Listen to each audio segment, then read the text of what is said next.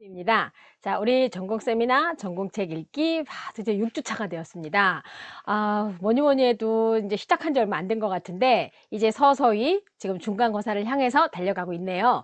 그렇지만 뭐 여러분들이 또 수업을 잘 들으셨고 또 책을 뭐 사실 이 책은 꼼꼼하게 읽는다기보다는 그냥 여러분들이 그냥 이렇게 뭐 교양서적처럼 읽거나 이렇게 하면서 좀 생각을 많이 해주시는 것도 좋을 것 같고요.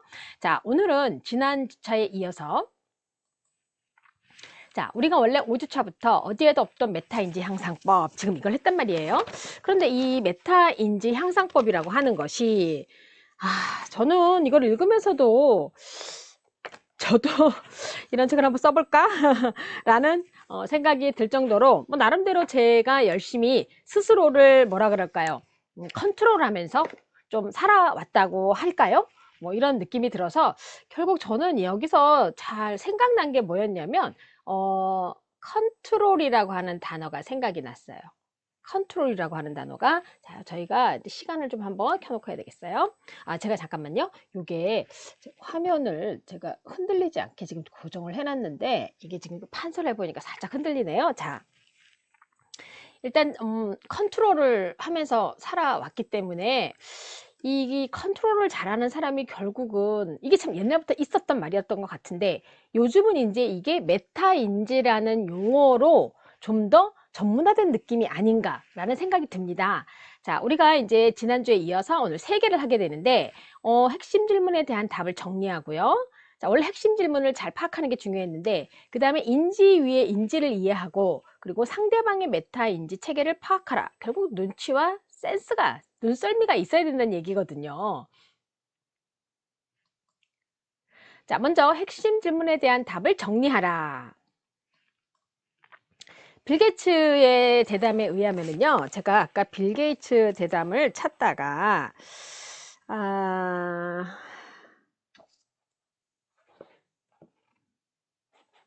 빌 게이츠의 대담을 보면 자, 여기에 우리 134페이지에 134페이지 안 들리네요, 이제. 자, 이 빌 게이츠가 뭐라고 얘기를 했냐면요.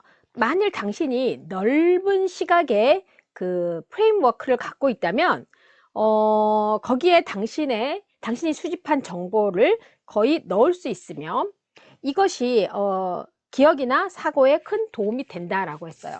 자, 이게 넓은 시각의 프레임이에요. 이제 요 동그란 것이. 그리고 그 안에 우리가 뭐를 할 수 있다고요. 바로 이 정보, 자, 한번 생각해보세요, 여러분. 내 프레임이 요만큼이면 정보가 하나밖에 안 들어가겠죠. 근데 내 프레임이 이만큼이면 정보가 지금 4개가 들어갔고요. 내 프레임이 지금 이렇게 넓다 보니까 4개에다가 5, 6, 7, 8, 9, 10, 11, 12, 12개가 들어갔어요. 자, 그만큼 우리가 왜 가끔 혹시 여러분들 어른들이 하는 말 중에 이런 게 있어요. 시각을 넓히세요. 시각을 넓히세요. 넓은 세상을 봐. 그러니까 이런 얘기 들어본 적 있죠? 같은 말이에요. 그러니까 생각을 넓혀야 내가 그 프레임 안에서만 생각을 하게 되면 내가 거기에 내용이 한계가 있지만 어때요? 그렇지 않으면 더 넓게 볼 수가 있다는 얘기가 되겠죠? 그래서 이것이 기억이나 사고에 큰 도움을 준다. 왜냐하면 내가 이 부분만 생각하게 되면 여기 부분 것에 대한 것으로 통해서 해결할 수가 없게 되는 건 거죠. 그러니까 저는 이게 빌 게이츠가 말했기 때문에 굉장히 유명한 것 같은 느낌이 들지만 생각해 보면 여러분, 저도 이런 말을 듣고 자랐고요. 여러분들도 분명히 주변에서 들었을 겁니다. 자, 핵심 질문의 정의를 습관화하자고 했어요. 그러면서 핵심 질문에 대한 답이라던가 구성 요소를 구조화하고 정리한다고 했는데 저는 이게 과연 뭘까를 고민을 해봤어요. 그랬더니 자, 여러분들도 그런 경험이 있을지는 모르겠는데 어떠한 프로젝트를 할 때 제가 이제 프로젝트를 할 때 대화를 하다 보면 잘 정리가 안 될 때가 있어요. 그때 정리를 하면서 정리 1, 뭐 정리 2 그리고 뭐 이런 것도 막 그리게 되고 그러더라고요. 자, 그래서 요런 것도 그리게 되고 또 하나 제가 논문을 쓸 때 논문에 모델링을 했어요. 너무 많으다 보니까 이걸 모델링을 해서 구조화 시켜서 가설과 이런 걸 했는데 그 모델링이 굉장히 많이 도움이 됐었어요. 그래서 아마 이런 것들도 핵심 질문에 대한 답이나 구성 요소를 구조화하고 정리를 한다. 그러니까 정리를 잘 해야 내용도 우리가 어떠한 파악을 할 수가 있게 되는 거겠고 해결할 수가 있겠죠. 자, 그래서 빌 게이츠가 언급한 일종의 자신만의 프레임 그 워크를 갖는 것. 자, 그럼 먼저 핵심 질문의 정의를 습관화하고요. 자, 그리고 거기에 따라서 핵심 질문에 대한 답이나 구성 요소를 구조하고 정리한다 그랬어요. 자, 그런데 이 정리라는 말이 뭐냐면 바로 이거죠. 빌 게이츠가 언급한 일종의 자신만의 프레임워크가 바로 정리가 되는 거예요. 이게 뭐가 되는 거죠? 프레임워크가 된다는 거죠. 그런데 이 프레임워크가요, 자, 단순 복잡 상관없이 논리적인 인지 정리. 그게 중요한 겁니다. 그러니까 논리적인 인지 정리. 그러니까 논리적인 인지 정리를 위해서 우리가 뭐 어떻게 되냐면 읽고 정리하고 습관화하는 거죠. 자, 이게 중요하다는 거예요. 이게 바로 구조화라는 거죠. 생각보다 구조화라는 것이 그렇게 어렵지 않죠. 그렇죠? 이게 말이 지금 이게 뭔가를 계속 구조화시키고 막 이래야 될 것 같지만 그게 아니라는 건 거죠. 결국은 뭐냐면 단순하든 복잡하든 여러분이 논리적인 방법대로 정리하시면 되는 건 거예요. 근데 우리가 그것조차 안 한다는 거죠. 그러면 정리를 하다 보면 거기에서 문제 해결이 될 수 있겠다는 얘기겠죠? 자, 그러면 이제 여기서 구조화로 인지를 다듬는다라고 했는데 특히 트리 형태의 마인드 맵이 도움이 많이 된다라고 하면서 지금 여기서 구조화에는 추천을 했어요. 그리고 구조화와 함께 그 방사형 마인드 맵이 있는데 이미지 같은 거 보면 이렇게 막 이런 거 있죠. 막 방사형 이렇게 퍼져나가는 거 이런 거. 그러니까 이런 것들이 방사형. 또 이렇게 되는 것보다는 이렇게 트리형인데 사실 이 트리형보다는 제가 사실은 이제 트리형에 관련된 걸 찾으려고 애를 쓰다가 보니까 없어서 이제 저거를 찾았거든요. 근데 우리 책에 보면 134페이지하고 5페이지에 지금 저게 나와요. 그래서 5페이지의 예시에 보면은 그 아시아라는 개념을 구성하는 요소를 중앙아시아, 동아시아, 서남아시아, 동남아시아라는 하위 구성 요소로 쪼개어서 구분을 하고 이를 다시 각 국가라는 하위 구성 요소로 쪼개어서 구성하는 방식이 바로 트리 형태의 구조화의 핵심이다 라고 했어요. 그래서 이러한 트리 형태의 구조화는 자 보시면 사고 흐름을 명확히 표현하고요. 그리고 논리적인 원칙 기반으로 정리되는지 확인하는 데 용이하고 그리고 인지 레벨 정리가 좀 유리하다라고 했어요. 그래서 예를 들어 한국이나 중국 등의 국가에 대한 상위인지는 동아시아, 중앙아시아 등으로 표시된 지역 구분이다. 자, 그런데 요것이 136페이지에 보면 나오죠. 이렇게. 자, 여기 보면 처음에 뭐가 나옵니까? 아시아가 나왔죠? 그리고 이 아시아를 중앙아시아, 동아시아, 서남아시아, 동남아시아 이렇게 또 나눴고요. 그래서 여러분들이 이 개념을 보시고 이해를 하시면 사고 흐름이 명확하게 이거 딱 봤을 때 어때요, 여러분? 딱 보니까 그냥 바로 눈에 딱 들어오잖아요. 정리가 되죠. 그쵸? 그러니까 이렇게 정리를 잘 한다는 거죠. 그래서 예전에 왜 우리 공채, 요즘은 공채 노트 필기들 하나요? 노트 필기를 잘 돼 있는 애들 거를 빌려다 봤죠. 왜냐하면 근데 이제 공부 좀 잘하는 애들이 그 노트 필기를 잘했어요. 그러면 자기가 그 정리한 걸 가지고 공부를 하니까. 그래서 우리가 그 빌린 공책을 정리한 걸 빌려서 보기도 했었죠. 자, 그래서 사고 흐름을 명확히 표현할 수 있고 논리적인 원칙 기반으로 정리되는지도 확인하기가 좋고 왜? 이거 딱 보니까 지금 확인이 되고 있잖아요. 그쵸? 그리고 인지 레벨 정리가 유리하다. 그래서 사실은 트리 형태의 마인드맵이 추천을 되는 이유다라는 걸 얘기를 했는데 이때 이제 그 본인의 인지를 정리하는데 가장 중요한 원칙으로 잘 알려진 게 바로 이거래요. 얘를 미시라고 읽는다고 하네요. 자, 미시. Mutually exclusive and collectively exhaustive. 자, 이게 뭐냐면 하위 개념이 겹치지 않고 상위 개념의 하부 요소를 포괄적으로 다루도록 정리하는 겁니다. 자,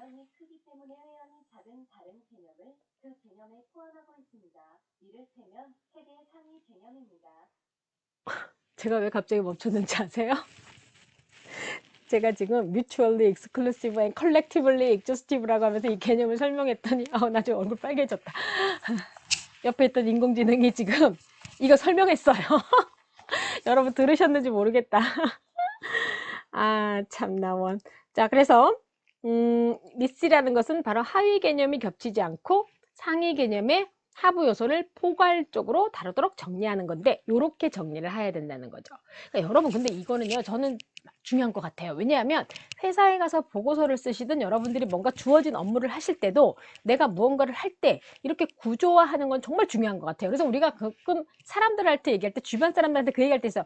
아, 쟤는 오거나이즈가 안 돼. 전 오거나이즈가 안 돼. 아, 너는 오거나이즈가 좀 됐잖아. 너 오거나이즈가 됐잖아. 뭐 이런 거 있죠. 그러니까 그런 얘기를 굉장히들 많이 해요. 그러니까 저의 한 가지 경험을 얘기를 하자면, 예전 학교에서 이제 프로젝트를 할 때 원어민 교수님들도 이제 그 프로젝트에 참여를 해서 강의를 찍다 보니까 이제 그 뭐 이렇게 참여하면 이제 돈을 받아야 되거든요. 그래서 제가 어떻게 했냐면 두 명의 분한테 각각 역할이 달라서 따로 설명을 드렸어요. 자, 먼저 A라는 분한테 제가 이제 너가 앞으로 할 것이 1, 2, 3, 4 뭐고, 그리고 그 1, 2, 3, 4가 나중에 몇 회가 될 것이고, 그리고 그것이 처음에는 1, 2, 3, 4를 얘기한 다음에 제가 이게 한 건당 얼마야. 그래서 이게 몇 회를 하게 될 것이며 총 끝날 때는 얼마가 될 것인데, 그거를 두 번에 나눠서 돈을 지불을 하게 될 거다, 학교에서. 제가 그렇게 설명을 하고 그랬더니 그 원어민 그 교수님이 딱 첫 마디가 뭐냐면 You are so organized 하는 거예요. 그러더니 딱 하는 말, 내가 여기서 있었을 동안에 한 번도 나에게 이 돈에 대한 걸 설명을 해준 사람이 없었다, 이렇게 얘기를 하는 거예요. 그래서 왜 돈에 대해 설명을 안 해주지? 당연히 일을 시킬 때 돈부터 얘기해줘야 되는 거 아닌가? 특히 외국인들은 이제 그러고, 그 다음에 이제 다른 B라는 외국인 선생님한테 또 제가 파트가 다르니까, 그쪽 앞전에 하셨던 분은 녹음이었고 뒤에 하시는 분은 이제 영상 찍을 때 액팅을 좀 하니까, 우리가 보통 이제 참여해서 뭐 A, B 대화 나누는 거 나오죠. 자, 그런 걸 보통 액팅한다 그러거든요. 그래서 액팅 하시는 분이라서 또 그 액팅에 대해서도 한 건당 얼마고, 그리고 이거 어떻게 해서 몇 회를 하게 되고, 어떻게 또 설명했는데, 근데 그분도 똑같은 얘기를 하는 거. 와우. 자, 그분은 그래도 so organized 였어요. 앞에 분은 이분 you are so well organized 이렇게 얘기하는 거예요. 그래서 well organized, 그게 뭐냐면 이렇게 지금까지 똑같이 얘기했어요. 나한테 아무도 이런 돈에 대해서 얘기를 해준 사람, never, 아무도 얘기해 준 사람이 없었다, 이 얘기를 하는 거예요. 그래서 제가 여기 참 의외다라고 생각을 했는데, 제가 이제 그러니까 생각해 보면 제가 그 금액을 너 얼마 받을 거야? 한 건당 얼마니까 네가 얼마를 받을 거야? 이렇게 하는 것보다는 제가 마인드맵은 아니지만 딱딱 표를 보고 정리를 시켜서 해서 얼마고 눈에 확인을 다 시켜주고 몇 회가 끝났을 때 돈을 받고 또 나머지 몇 회가 끝났을 때 돈을 받게 될 거다, 이렇게 설명을 한 거거든요. 그러니까 결국은 뭐냐면 상대방한테 굉장히 전달도 잘 된 거죠. 그쵸? 그래서 여러분들이 사회생활을 하든 아니면 앞으로 무언가를 하더라도 이렇게 정리를 하고 구조화를 하는 것도 굉장히, 저는 이 부분을 준비하면서 중요하구나라는 그런 생각이 많이 들었었어요. 그래서 여러분들도 한 번쯤 내가 앞으로 닥치면 이러한 일들을 한번 잘 해볼 필요가 있겠구나라는 생각을 갖는 것도 좋을 것 같더라고요.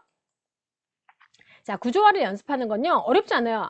그러니까 단순한 거든 복잡한 거든 매번 해보라 그랬잖아요. 지하철 출근길에서 해보는 거죠. 그래서 본인의 사고가 정리되어야 현재 인지 사고 흐름에 대한 의미 있는 상위 인지가 가능한 거죠. 즉 예를 들면요, 여러분, 이 책을 읽을 때요, 이 책을 읽을 때 제가 정리가 돼야 여러분한테 설명할 수가 있어요. 그리고 이 부분의 내용이 무슨 내용이다, 단순히 얘가 살짝 저의 객관적인 의견이 들어갈 수도 있긴 하겠지만, 이쪽에서 요구하는 거를 갖다가 되도록이면 제가 저의 주관적인 의견이 들어갈 수도 있겠지만 객관적으로 전달해 보고자 저도 애를 쓰고, 여러분들은 또 여러분 방식대로 파악을 하고 받아들이면 되겠죠. 자, 그래서 다양한 관점과 방식으로 구조화 연습은 구조화 방식의 선택에 도움이 된다라고 하네요. 그러니까 다양한 관점. 그래서 아까 처음에 했을 때 빌 게이츠가 말한 그게 뭡니까? 넓은 시각적 프레임워크라고 했잖아요. 그쵸? 그게 굉장히 필요한 거죠. 우리는 너무 좁은 생각만 하다 보니까 많은 정보를 받아들이지 못하는 거죠. 즉 무슨 얘기냐면, 내가 프레임을 요만큼 갖게 되면 요 프레임 안에서 필요한 정보만 받아들이게 되는데, 내가 넓게 생각하게 되면은 더 많은 정보를 받아들일 수 있겠죠? 네, 바로 그 개념에서 굉장히 이게 중요한 것 같아요.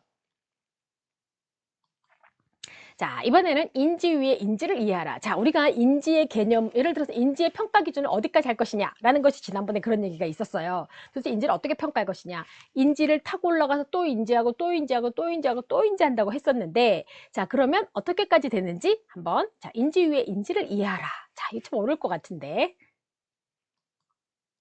자, 구조화 다음으로 필요한 거는 레벨링이에요. 자, 우리가 144하고 145페이지에 나오는데요. 자, 레벨링이라는 것을 연습하는 건데, 자, 논리적 레벨을 갖게 만드는 것이 레벨링 연습이래요.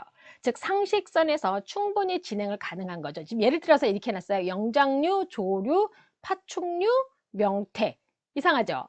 자, 결국 뭐냐면 레벨링은 나의 인지 중에서 상위 인지와 하위 인지를 명확하게 구분해서 정리하는 게 바로 레벨링입니다. 자, 그러면 영장류, 조류, 파충류 얘는 뭡니까? 어류잖아요, 어류. 그쵸? 어류가 들어가야죠. 그러니까 영장류, 조류, 파충류가 상위 개념에서 보면 명태는 원래 하위 개념인데 지금 상위 개념 안에 들어가 버렸잖아요. 그러니까 잘못된 거죠. 그래서 여기서 얘기하는 것처럼 뭐냐면 초등학교도 1학년, 2학년, 3학년 이렇게 그대로 나오고 중학교도 1학년, 2학년, 3학년 이렇게 레벨링을 갖게 한다는 거죠. 그래서 여기서 지금 예시해 놓은 거에 보면은 레벨링이 초등학교는 좀 쉬우니까 그냥 초등학교는 그냥 저기 뭐지? 그 초등학교 이렇게 하고 중학교에서부터 1, 2, 3, 고등학교 1, 2, 3, 대학교 1, 2, 3, 4 이렇게 하자라고 하는 거는 뭐죠? 논리적 레벨을 갖게 만드는 것이 아닌 거죠. 그래서 논리적 레벨을 갖게 만드는 연습하는 것이 구조화 다음으로 필요하다고 하네요. 그러면 여기서 가장 쉬운 예가 바로 이렇게 되는 거겠죠. 자, 그래서 내가 항상 상위 개념과 하위 개념 구분을 잘하고 상위 개념에 하위 개념을 넣거나 하위 개념에 상위 개념을 넣거나 하지 말자라는 거죠. 자, 트리 형태에서 하위 레벨의 인지와 상위 레벨의 인지를 상황에 맞게 오르내리는 것. 자, 뭐냐면 자유자재로 해서 메타인지는 이미 상당히 높은 수준이 되는 거래요. 이런 사람들은. 자, 그러니까 레벨업과 레벨 다운을 활용하는 건데요. 자, 이렇게 자유자재 한다면 메타인지가 상당한 수준이라는데 저도 이거까지는 잘 모르겠더라고요. 자, 그래서 여기 지금 보면은 트리 형태의 구조화는 하위 인지와 상위 인지의 구분이 용이하기 때문에 메타인지 강화에 도움이 됩니다. 근데 이에 대한 간단한 사례로 의무교육이라는 개념을 레벨 1의 상의 인지와 레벨 2의 하위 인지를 구분해 봤을 때요. 자, 이게 어떻게 나오냐면은 168페이지에 나와요. 그래서 다음 단계 그래서 지금 이제 레벨 1의 상위 인지와 레벨 2의 하위 인지를 구분해서 그래서 이제 이에 적절한 어떤 구현을 위해서 레벨링이 반드시 필요한 또한 강조를 했는데 다음 단계의 메타인지 강화 방법은 트리 형태에서 하위 레벨의 인지와 상위 레벨의 인지를 상황에 맞게 오르내리는 것이다 라고 얘기를 했어요. 지금 요게 이제 바로 그건데 지금 보면은 보세요. 여기에 레벨 1과 레벨 2가 있죠. 자, 레벨 1과 레벨 2. 자, 여기서 말하는 레벨 1과 레벨 2가 있어요. 저 동그라미 쳤죠. 자, 그러면 레벨 1은 초등학교랑 중학교가 되는 거고 레벨 2는 초등학교 1학년, 2학년, 3학년, 3학년. 그러니까 여기서 뭐죠? 레벨을 갖게 만드는 거죠. 논지에 맞게. 자, 그래서 사실 이것이 자유자재로 가능하다면 메타인지는 이미 상당히 높은 수준이다라고 얘기를 했어요. 자, 그래서 더욱 쉬운 이해를 위해서 앞서서 활용했던 의무교육 예시를 계속 활용해 보겠다고 했는데요. 여러분이 국내 의무교육의 혁신안을 제시하는 업무를 부여받았다고 가정해보고 현실에서는 아직까지 아무도 해결책을 찾지 못한 대단히 어려운 업무인데다 이해를 위한 예시니까 부담 가질 필요는 없대요. 국내 의무교육의 혁신안. 그러네요. 이거 진짜 그러네요. 자, 그런데 여기서 자, 자유자재하고 메타인지는 이미 상당히 높은 수준이다 했는데 구조화된 사고 안에서 인지의 수준을 나누어서 인식하는 것은 메타인지 강화의 굉장히 핵심적인 요소래요. 저는 근데 제가 왜 이 부분에 대해서 지금 책도 여러분한테 읽어주고 왜 천천히 하냐면요. 예시를 읽고 제가 좀 이해가 돼야 되더라고요. 저도 이 정도까지는 안 되나 본데요. 제가 이해가 안 돼. 그러니까 웬만하면 이렇게 책을 읽으면 아 이게 그게 그 얘기구나. 아 이게 그 얘기구나 라고 할 텐데 이 부분만큼은 제가 조금 이게 생각보다 좀 까다롭더라고요. 그래서 제가 좀 책도 천천히 읽고 여러분도 좀 천천히 들으시라고. 자, 그럼 이제 뭐 여기 보면 이제 그 쭉 이제 내용이 나오고 가정이 나오는데 이 가정조차도 사실은 제가 영어교육 전공하고 평가 같은 걸 공부를 했는데도 불구하고 저거 생각보다 어렵더라고요. 그래서 여기는 뭐냐면 업무의 배경은 입시 위주의 경쟁이 심화되고 있고 이에 따라 의무교육을 입시 위주에서 전인교육 이게 뭐냐면요 인간의 모든 자질을 조화롭게 발달시키는 것을 목적으로 하는 게 전인교육이에요. 원래 우리 대한민국 국민의 그 목적이 전인교육이죠. 받게 한다는 요구가 있는데요. 정도가 될 수 있다. 이에 따른 문제 상황은 국가 예산과 지원의 전체 의무교육과정 중 한 개 학년의 전인교육과 사업을 전개할 수 있는 정도밖에 없다라고 가정을 한대요. 이제 문제가 준 거죠. 이렇게.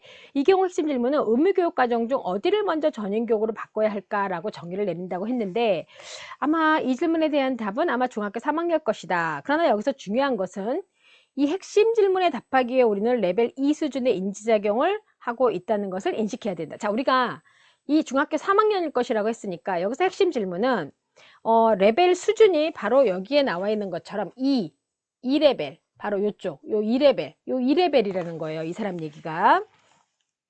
그래서 의무교육 중에 초등학교와 중학교를 단순하게 구분하는 레벨 1에서는 핵심 질문에 대한 답을 할 수 없다. 자, 그러면 여기서 지금 여기서는 핵심 질문에 대한 거를 답을 할 수가 없고 우리는 바로 요 레벨 2에서 핵심 질문에 대한 답을 찾을 수 있다. 결국 뭐냐면 구조화되어져 있죠. 지금 레벨 1과 2로. 그 안에서 인지 수준을 나누어서 내가 저 질문을 받았을 때 그러니까 이거를 지금 내용을 다 이해하려면 복잡하더라고요. 그래서 내가 질문을 다 받았을 때 과연 나는 레벨 1 레벨 2 중에서 어디서 이거를 해결을 해야 되냐, 그 핵심 질문에 대한 답을 찾아야 되느냐라는 것을 인지하는 것이 핵심의 요소인 거예요. 그러면 결국 나는 레벨 2에서 작업을 해야 되겠다는 것을 파악한 거죠. 그래서 제 생각에는 이렇게 좀 어려운 예를 들기는 했지만 그냥 이렇게 간단하고 쉽게 좀 이해를 하면, 즉 무슨 얘기냐면 내가 어떠한 질문을 받았어요. 일에 대해서 하도록. 그러면 그 질문을 해결할 수 있는 영역, 레벨 수준이 어디에 가서 내가 그러니까 여기서 말하는 레벨 수준의, 그러니까 어느 개념에 가서 하위 개념이냐, 상위 개념이냐, 하위 개념 중에서도 어디냐라는 걸 내가 파악할 수 있어야 된다라는 거. 그게 이제 여기서 말하는 바로 레벨업과 레벨다운을 활용하라 라는 내용으로 저는 파악이 됐거든요. 그러니까 이렇게 이해를 하면 여러분들도 이렇게 좀 어려운 부분에 대한 것들도 좀 쉽게 이해가 되고 앞으로 여러분들이 그럼 나는 레벨업과 레벨다운을 어떻게 활용할 것인가. 자, 예를 들어서 내가 업무가 주어졌어요. 그 업무가 자, 이렇게 제가 예를 들어 이렇게 예를 들어 보면 좋을 것 같아요. 예시를 하나 드리면 제가 이제 K무크라고 하는 프로젝트를 했었어요, 예전에. 자, 그러면 이게 4개 과목이었어요. 컨벤션 기획서라고 하는 것에 4개 과목이었는데 컨벤션 산업론, 그리고 호텔 관광 실무론, 그 다음에 컨벤션 영어 필기, 컨벤션 영어 실기. 자, 이렇게 4가지였었어요. 자, 그러면 여러분 가장 큰 범주는 K무크였고 그리고 컨벤션 기획서였어요. 거기에 이제 레벨 1이 뭐가 되는 겁니까? 컨벤션 산업론, 그 다음에 호텔 관광 실무론, 영어 필기, 실기가 되겠죠. 자, 그러면 이제 컨벤션 산업론의 12주차, 그러니까 13주차의 강의 계획서가 있겠죠? 그게 이제 그 밑에 레벨 2로 들어가겠네. 그 다음 레벨로 들어가겠네. 하위 개념 들어가죠. 호텔 관광 실무론에도 하위 개념 들어가고, 영어 필기에도 하위 개념 들어가고, 영어 실기 과목에도 하위 개념이 들어가는 거죠. 자, 그러면 그렇게 말한 대로 K무크에서 이렇게 뻗어서 다시 4개 과목으로 들어가고, 그 다음에 이것이 다시 여기에 또 각각의 또 하위 요소들이 있겠죠? 이렇게 내려가는 거죠. 그러면서 이걸 내가 파악하고 있으면 문제 질문을 받았을 때 호텔 관광 실무론에 있어서 뭐 블라블라블라 얘기하는 질문을 받았어요. 그러면 내가 어느 레벨에 머물러야 되는 겁니까?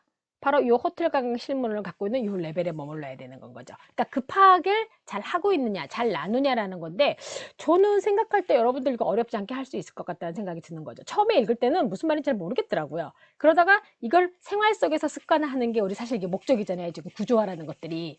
그러면 내가 생활을 해서 한번 내가 잘할 수 있는 거, 내 주변에서 하는 걸로 적용을 해봤더니 이게 가장 그래도 큰 예시가 되겠더라고요. 자, 그거 좀 이해가 되죠? 자, 그래서 상대방의 메타인지 체계를 파악하라. 참 중요하죠, 이것도. 자, 2편의 스티브 잡스 영화가 있었어요. 자, 그래서 스티브 잡스 영화에 보면 2013년과 그 다음에 2016년에 개봉한 게 있었대요. 근데 여기에 보면 스티브 잡스는 레벨업과 레벨다운을 아주 잘 활용하는 사람으로 나온대요. 그래서 그 질문한 거 나왔죠. 잡스하고 워즈니악이 질문을 했을 때 잡스가 뭐라고 얘기했다고? 오케스트라를 지휘하는 사람이다, 나는. 이게 바로 메타인지적 답변이다. 어떻게 생각하면 이분이 해석하신 거를 그렇게 생각할 것도 있지만, 자, 여기 지금 보면은 잡스는 지금 이제 요게 바로 요 책에 나와 있는 요거를 보게 되면 여러분 지금 오케스트라에 뭐 이제 쭉 들어가죠. 그쵸? 근데 그거를 전체를 지휘하는 사람의 그 지휘자의 역할이 바로 본인이다. 결국 이것이 메타인지적 답변이다 라고 했어요. 그래서 154페이지 나오는 인식 어떤 레벨 비교를 해놨는데, 자, 그러면 이게 왜 또 그러면 워즈니악이 질문한 게 문제가 되는 거예요, 이게. 워즈니악의 질문이 뭐라고 했냐면, 자네는 엔지니어도 아니고, 디자이너도 아니고, 당신은 대체 뭘 하는 사람인가요? 자, 그러면 엔지니어도 아니고, 디자이너도 아니고 라고 한 거는 바로 요 레벨 2.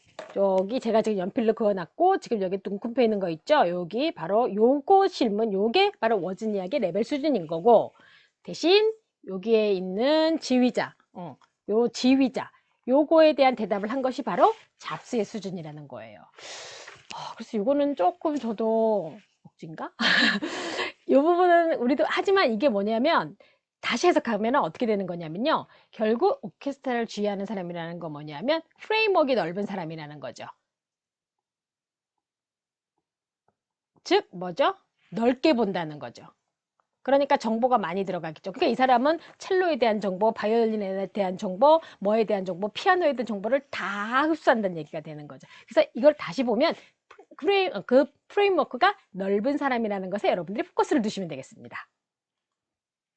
자, 그래서 사회적 메타인지는 상대를 이해하는 번역가예요. 상대방의 시작과 관점을 이해하고요. 그래서 그것이 업무나 소통 측면에서 많이 강조도 되고요. 그래서 같은 맥락에서는 상대방의 메타인지 체계를 이해하는 것이 아주 중요하다. 그래서 이것이 바로 우리가 뭐라고 한다? 사회적인 메타인지라고 한다. 이게 중요한 거죠, 여기서는. 자, 그래서 상대방의 인지 구조를 이해할 수 있는 힘. 이거는 뭐냐면요, 상대방과 같은 감정을 느끼는 거예요. 그리고 상대방의 존재를 의심하지 않아요. 공감하는 거죠. 우리가 그냥 공감한다. 여자들은 공감한다. 나 너에게 공감해. 이거랑은 좀 다른 큰 차이를 갖고 있다는 거예요.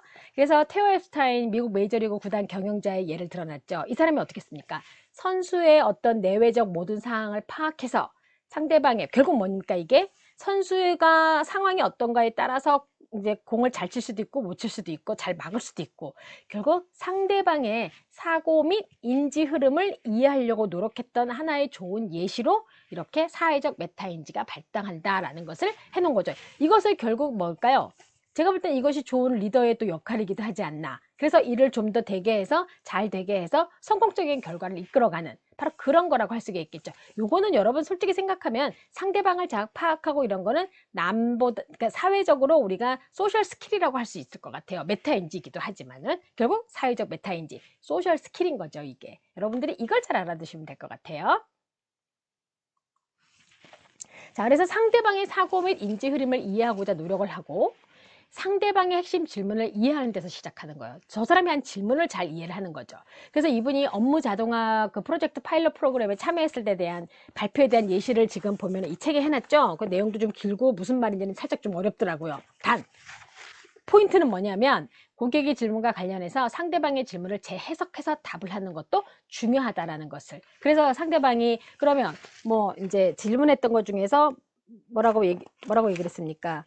업무 특성상 근본 파일럿이 성공적으로 완료되면 이후 1년간 본 프로젝트는 여러 곳에 동시에 진행돼야 되는데, 그럼 그 엔지니어링 실력에 따라가지 못하는 다른 엔지니어들이 배치된 업무 현장은 어떻게 되는 거예요? 이렇게 물어봤을 때 이거를 다시 재해석해서 이분이 뭐 그냥 훈련도 시키고 그 정도 레벨까지 올라갈 수 있도록 할 것이다 라고 해서 질문을 재해석해서 답을 했다라는 내용을 예시를 해놨어요. 자, 결국 사회적 메타인지는 AI 시대에도 오랫동안 인간의 고유 영역으로 남아있을 것이다 라는 것이 이제 이분의 주장이고, 저도 이거는 굉장히 공감하는 부분이기도 합니다. 자, 오늘 조금 길어지긴 했는데, 자, 사회적 메타인지 핵심은 결국 상대방의 핵심 질문을 이해하고 그 질문의 해결을 위해 접근하는 사고 및 인지의 흐름을 이해하고자 노력하는 것이라고 했어요. 자, 그러면 여러분은 어떻게 생각하세요? 자, 여러분이 생각하는 사회적 메타인지의 핵심은 뭔가요?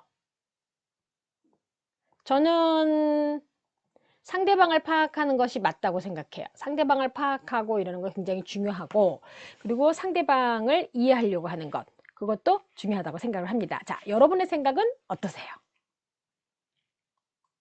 그러면서 우리는 어떻게 되는 겁니까? 바로 메타인지를 향상시킬 수 있다라는 말이 되겠죠. 자, 이번 주차는 제가 중간중간에 좀 어려운 부분이 있어서 책에 있는 내용도 언급을 하면서 여러분한테 이제 강의를 드렸어요. 시간 조금 넘었지만 그래도 끝까지 보시고 의견도 달아주세요.